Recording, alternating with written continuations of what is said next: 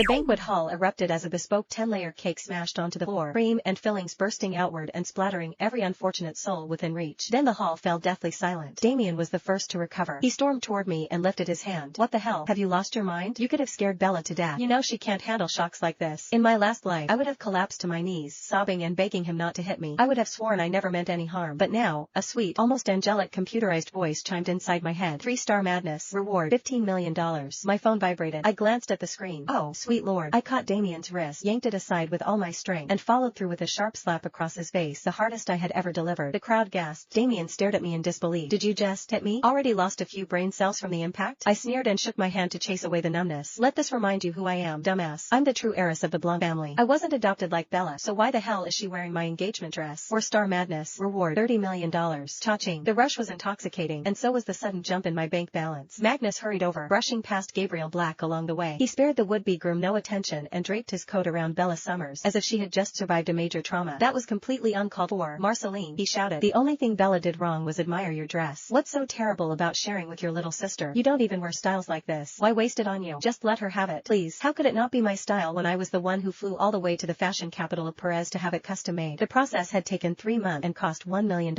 And just before the party began, it vanished. Where else could it have gone? I marched up to Bella and fixed her with a hard stare. Did you just call it a waste on me? She shifted uneasily in Magnus' arms, eyes rimmed red. I'm sorry, Marcy. I didn't know you'd be this upset. I thought it was the prettiest dress I've ever seen, and I only wanted to try it on. I'll take it off right now. She reached for the zipper, as if she meant to undress on the spot. If she actually did it, the resulting scandal would be something the Blanc family could never recover from. Just as I expected, Gabriel held her hand and glared at me. When are you going to stop these hysterics? Marceline, why are you acting like a madwoman over something as trivial as a dress? He growled. Look at her. Don't tell me you still haven't realized it. The dress looks better on her than it ever could on you. Damien finally regained his composure and sneered. He's right. Unlike you, Bella actually knows how to behave like an heiress from an elite family. I laughed. Then I laughed harder, until tears streamed down my cheeks. So this was my family. This was my husband. I had died like a dog in my last life for this den of douchebags. I grabbed a bottle of red wine. You love this dress so much, bitch? Then take it. I slammed the neck of the bottle against the edge of the table and shattered it. Wine cascaded over Bella, soaking the dress and ruining her makeup. She shrieked. My eyes. It hurts. Magnus and Gabriel rushed to her side to clean her up. Meanwhile, Damien raised his fist as if he were asserting dominance. You're asking for it, he shouted. I stepped back and tipped over the champagne tower beside me. The crisp, jaunty crash of expensive glasses shattering across the floor sounded like music. Damien froze and retreated from the spreading carpet of glass shards, along with several others. I stood amid the wreckage and pointed at these so-called heroes. This is nothing more than a marriage of convenience to you, isn't it, Gabriel? Fine. Have each other as much as you want. Unlike you all, I don't mistake trash for gourmet food. There's no better match than a dog and his bitch. I turned to my brothers. As for you two simps, why don't you make Bella your sister and your heiress instead? Then you can lick her heels to your heart's content. I faced the stunned crowd. From this moment on, I am cutting all ties with the Blanc family, I declared.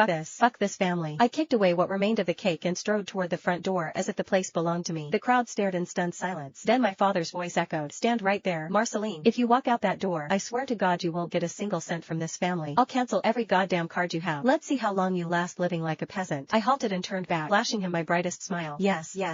Freedom from your filthy money? Thank God. Why would I need their money anyway when I had the Madness reward system? I could make millions in the blink of an eye, bitches. Throwing a fit against the Blancs and severing your ties with them. 5-star madness. Reward $150 million.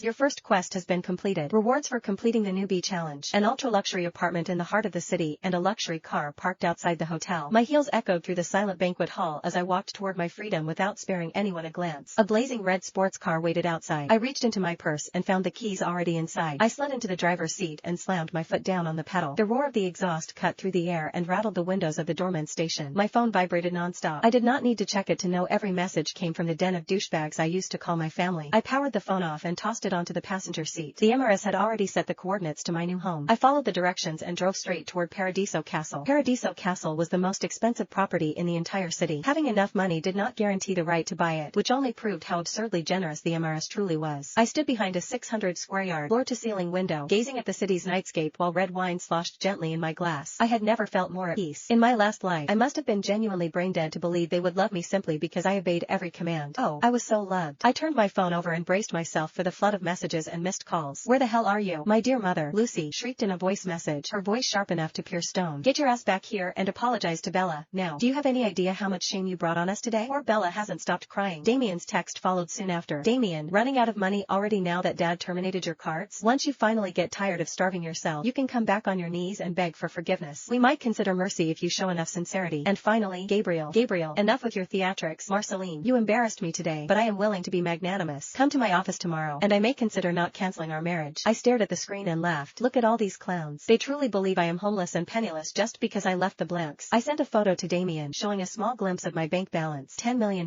give or take. I added a caption, call me mommy, and maybe I'll buy you a wife. Then I blocked his number. Next was Gabriel. I sent him a voice message. I've always been curious about something. Are you actually impotent? One would think Bella would have stopped being a virgin by now, given how often you two are together. Instead, she looks like she's wilting. Satisfied, I blocked him as well. Finally, Lucy's turn arrived. Stop screaming into the void. Just pretend I died and move on with your life. After all, the only one you ever needed was Bella, right? I was just an accessory. May you all live like royalty during the revolution, with lives as long as the space newspapers reserve for obituaries. I blocked the last number. Silence reclaimed the world, delivering emotional damage to family. 3-star madness. Reward, $7 million. I collapsed onto my Utalia genuine leather couch and sighed in contentment. Making money really was not that hard. Still, it was not enough. The pain and suffering they had inflicted on me in my last life ran too deep. I wanted them to see who their precious, innocent Bella Summers truly was. After that, I wanted them to stare up at me in despair, forced to acknowledge my dominance and the height I had reached. I now stood at an apex they would never touch. The next morning, the doorbell dragged me out of sleep. I peered through the peephole and saw Magnus. How the hell did he find out I lived here? Of course, he was a hacker. Tracking my phone would have been effortless for him. There was no reason to rush. I brushed my teeth and washed my face at my own unhurried pace, then opened the door. He looked livid. How the hell did you get in here? Where did you get all this money? What is this place? A rental? His eyes narrowed with suspicion. Don't tell me you debased yourself and sold your body just to get a pathetic edge over us, Marceline. How else could you afford this place after Dad terminated your cards?